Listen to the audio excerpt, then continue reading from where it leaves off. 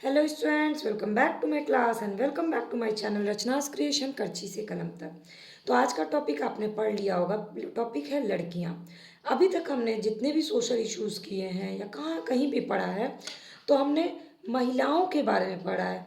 चाहे वो महिलाओं की स्थिति हो, चाहे वो महिला सशक्तिकरण हो या महिलाओं से जुड़ी योजनाओं के बारे में पढ़ा हो। कभी स्पेसिफिकली हमने लड़कियों के बारे में नहीं पढ़ा है, जबकि ये बहुत ज़रूरी है जानना, क्योंकि महिलाएं एक अलग सेक्शन है और लड़कियां एक अलग सेक्शन है। तो किस तरह से लड़कियां जो है भारत में एक असुरक्षित समूह के रूप में है, क्या क्या परिस्थिति यानी उनकी स्थिति क्या है हमारे समाज में, उनको क्या क्या समस्याओं का सामना करना पड़ता है, इसके अलावा उनके लिए क्या क्या नीतियाँ बनाई गई हैं, क्या कार्यक्रम बनाया गया और किस तरह से हम उनकी प्रगति कर सकते हैं, इससे रिलेटेड ये पूरी वीडियो क्लास है। और अगर आप किसी भी तरह की प्रतियोगी परीक्षा की तैयारी कर रहे हैं, चाहे प्री हो, चाहे मेंस हो, चाहे इंटरव्यू हो, चाहे आपको एस्से लिखना हो, चाहे आपको कहीं स्पीच देना हो, आप सोशल वर्क कर रहे हैं या जर्नलिज्म कर रहे हैं, इन सारी चीज़ों के लिए ये टॉपिक को कवर करना बहुत ज़रूरी है। तो चलिए शुरू करते हैं आज की क्लास। आपने अक्सर बचपन में सुना होगा, घर में कोई भी आता है तो पूछते हैं आपके कितने बच्चे हैं, कितने लड़का है और कितनी लड़की है। तो ये जो फोकस्ड होता है ना, लड़का और लड़की, इसके पीछे की क्या कहानी है वो मैं आपको आगे बताऊंगी। पहले थोड़े से कुछ डाटा के थ्रू लड़कियों की स्थिति बता देती हूँ भारत में। चाहे बचपन से ही शुरू करते हैं हम। बचपन में पोषण हो लड़कियों का, स्वास्थ्य हो, अभी पूरे बचपन का ले लीजिएगा, उनकी देखभाल करना, उनकी शिक्षा, इसके अलावा उनके खेल कूद के अवसर, ये सारी चीज़ें ऐसी हैं कि अगर आप लड़का होंगे, अगर ये जो भी वीडियो देख रहे हैं वो भी समझ सकते होंगे कि लड़का और लड़की के पोषण, स्वास्थ्य, देखभाल, शिक्षा और खेल कूद के उसमें क्या डिफरेंसेस होते हैं भारतीय सोसाइटी में, भारत के समाज में। जैसे अगर मान लीजिए खाने को कोई पौष्टिक चीज़ है और उसकी मात्रा कम है तो प्रेफरेंस दिया जाता है कि लड़का खा ले, क्योंकि लड़के को ताकत की ज़्यादा ज़रूरत होती है। अगर कोई स्वास्थ्य संबंधी समस्या होती है तो इसमें लड़के को ज़्यादा जल्दी प्रेफर किया जाता है। देखभाल लड़कियों के ज़्यादा, लड़कों की ज़्यादा। मैं ऐसा नहीं बोली कि सारे परिवार में, पर ये समाज में ये चीज़ विद्यमान है। शिक्षा में लड़कों की शिक्षा पे ज़्यादा फोकस्ड होता है हमारा समाज, और खेल कूद में भी ज़्यादा अवसर लड़कों को ही दिए जाते हैं। ये डाटा के अकॉर्डिंग मैं आपको बता रही हूँ, क्योंकि डाटा से ये पता चला कि लड़कियों को, यहाँ तक कि छोटी लड़कियों को स्तनपान भी कम कराया जाता है, ब्रेस्ट फीडिंग, जिसके कारण वो क्या हो जाती हैं, बीमार हो जाती हैं। और लड़कों की तुलना में उनको अस्पताल भी कम ले जाया जाता है। जब तक बहुत सीरियस इलनेस नहीं होती उनको अस्पताल ले जाना टाला जाता है। और इसका एक कारण यह है कि लड़कियों का टीकाकरण भी पूरी तरह से नहीं होता, यानी प्रतिरक्षण, ये भी बहुत सारे कम टीके लड़कियों को लगा के काम चला ले जाते हैं। तो अभी तक हमने महिला अधिकारों के बारे में बात किया है, पर कभी भी लड़कियों के अधिकारों से रिलेटेड कोई भी नाम किसी ने नहीं लिया है। जबकि वयस्क होने के बाद कोई भी लड़की महिला बनती है, उससे पहले उसका एक बचपन होता है। तो महिला बच्चों के लिए, बच्चों में या महिलाओं में कोई अलग योजना की व्यवस्था हमारे यहाँ नहीं है। इसके लिए क्या किया गया, 1990 से महिला और बाल विकास मंत्रालय में अपनी कार्यसूची में लड़की शब्द को शामिल किया और स्वीकार किया कि लड़कियों के खिलाफ जो भी भेदभाव हो रहे हैं उसका कारण जो भी हो, चाहे उनकी गरीबी हो, उनकी निरक्षरता हो, उसको दूर करने की ज़रूरत महसूस की गई। और यहाँ से लड़कियों के अधिकारों के बारे में बात होना शुरू हुआ। तो इस कुछ डाटा के थ्रू मैंने आपको छोटी सी एक कहानी बताई है। अब भारत के संविधान की बात करते हैं। भारत के संविधान में बच्चों को अलग से अधिकार दिए गए हैं, मौलिक अधिकार प्रदान किए गए हैं। जीवन और मुक्ति का अधिकार दिया गया है, समानता का भी अधिकार दिया गया है, संस्कृति और शिक्षा का भी अधिकार दिया गया है, शोषण के विरुद्ध अधिकार दिया गया, ये सब आप फंडामेंटल राइट्स में आपने पढ़ा होगा। धार्मिक स्वतंत्रता का अधिकार दिया गया है और सबका लिए संवैधानिक उपाय भी किए गए हैं। तो संविधान की भावना को जानने के लिए सरकार ने कई कानून भी बनाए, जैसे कि बाल विवाह निरोधक अधिनियम 1929, जो कि शारदा एक्ट के नाम से जाना जाता है। इसके अलावा अनैतिक व्यापार अधिनियम 1956, बाल श्रम रोकने संबंधी अधिनियम, किशोरों को न्याय दिलाने संबंधी अधिनियम, राष्ट्रीय बाल चार्टर एक्ट और बच्चों के लिए राष्ट्रीय कार्रवाई योजना तैयार की गई। इस तरह से हमारे कानून में भी बच्चों पर विशेष फोकस किया गया है। अब भारत कई अंतर्राष्ट्रीय लिखित पर भी हस्ताक्षर कर चुका है, बाल अधिकार से संबंधित यूएनओ को कई उस पर हस्ताक्षर प्रोटोकॉल पे कर चुका है कि बच्चों के खिलाफ जो भेदभाव रूपी उनका बचपन है ना, उसको समाप्त करना है और महिलाओं और लड़कियों को अलग अलग रख करके 1995 में महिलाओं के बारे में विश्व सम्मेलन किया गया, जिसका नाम था बीजिंग प्लेटफॉर्म। और यूपीएससी में इससे क्वेश्चन भी आ चुका है, बीजिंग प्लेटफॉर्म, इसमें इसको स्वीकार किया गया।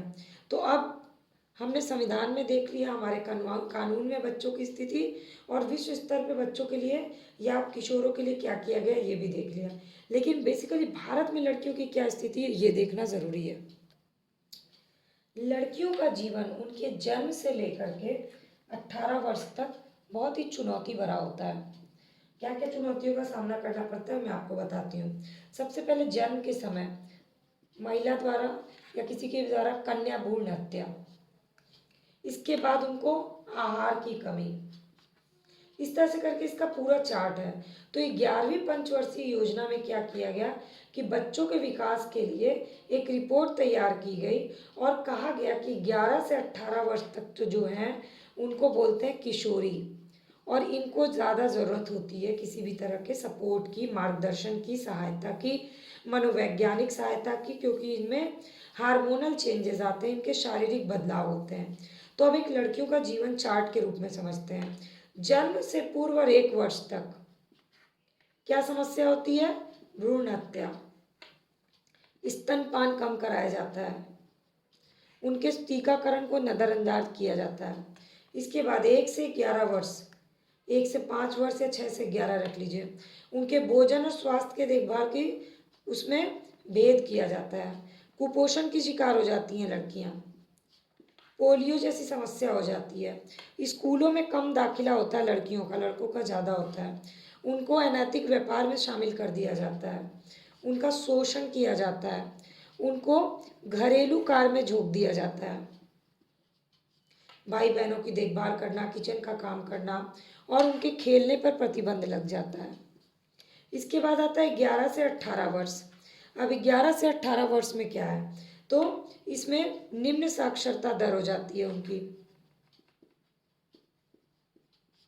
कुपोषण के कारण वो बार बार बीमार पड़ती हैं, क्योंकि इस समय उनके शारीरिक बदलाव होते हैं। इसके अलावा बीमार पड़ने से उनकी मृत्यु भी हो जाती है कितनी बार। विवाह हो जाता है अब तक तो लड़कियों का, विवाह के बाद लगातार दहेज की प्रताड़ना सहती हैं, गर्भपात बार बार हो जाता है क्योंकि बार बार गर्भ धारण करती हैं। इसके अलावा अनैतिक व्यापार भी होता है, एड्स हो जाता है कितनी लड़कियों को, और इस तरह से महिलाएं जो हैं, लड़कियां जो हैं, वो जन्म से लेकर 11-18 वर्ष तक की आयु तक इन समस्याओं का सामना करती हैं। इसको आप बहुत ज़्यादा डिस्क्रिप्शन में डिटेल में लिख सकते हैं। तो अब इसमें करना क्या क्या है, सबसे पहले हमें ध्यान देना है जेंडर इक्वलिटी, यानी लिंग अनुपात को नॉर्मल करना होगा। इसके लिए जो शब्द है पुत्र अधिमान्यता, यानी लोगों की जो थॉट है कि पुत्र को ज़्यादा मान्यता दी जाती है, उसको कम करना होगा। तभी जो है क्या होगा, लड़कियों की मृत्यु दर कम होगी। दूसरा, शिक्षा पे फोकस करना होगा, क्योंकि अगर शिक्षा सही दिशा में होगी तो मृत्यु दर कम होगी। महिलाओं को उर्वरता दर, यानी उनको कब प्रेग्नेंट होना है कब नहीं होना, लड़कियों को ये पता होगा। इससे जनसंख्या पे भी कंट्रोल होगा और लड़कियों की डेथ कम होगी, क्योंकि बार बार गर्भपात नहीं होगा। तीसरा, लड़कियों के नामांकन में वृद्धि करना होगा। स्कूलों में लड़कियों की शिक्षा में वृद्धि करने के लिए ऐसे प्रोग्राम्स बनाने होंगे जिसमें लड़कियों के नामांकन पे बल दिया जाए। चौथा, शिक्षा बहुत अहम होता है, क्योंकि शिक्षा ही जो होता है ना वो सभी से लिंक्ड है। लड़कियों की स्कूल छोड़ने के रीजंस पे फोकस करना होगा, ताकि लड़कियां पूरे समय स्कूल पे कंटिन्यू रह सके, क्योंकि भारत में लड़कियों की स्कूल छोड़ने की संख्या 85% तक है।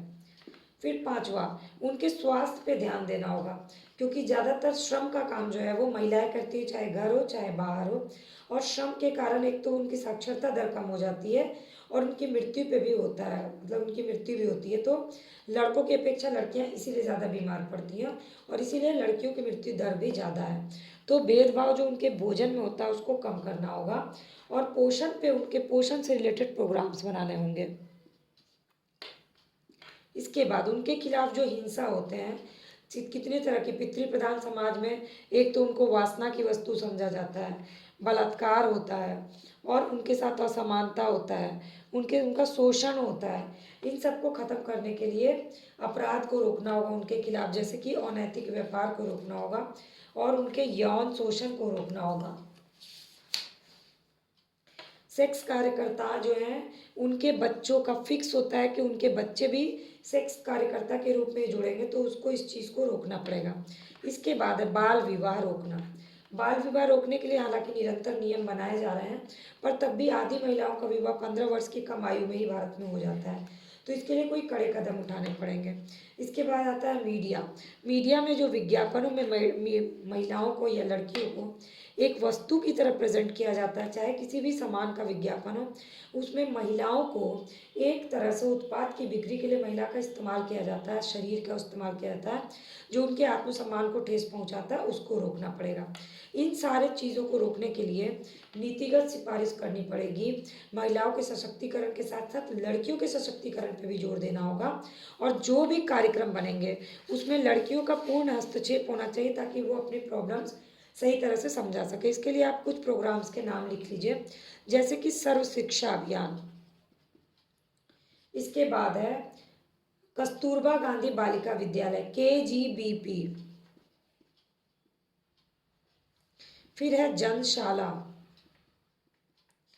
इसके बाद है पौष्टिक आहार से रिलेटेड जो भी प्रोग्राम्स हैं वो। इसके बाद देख लेते हैं महिला भ्रूण हत्या में जागरूकता सृजन करने के लिए लाडली योजना बनाना।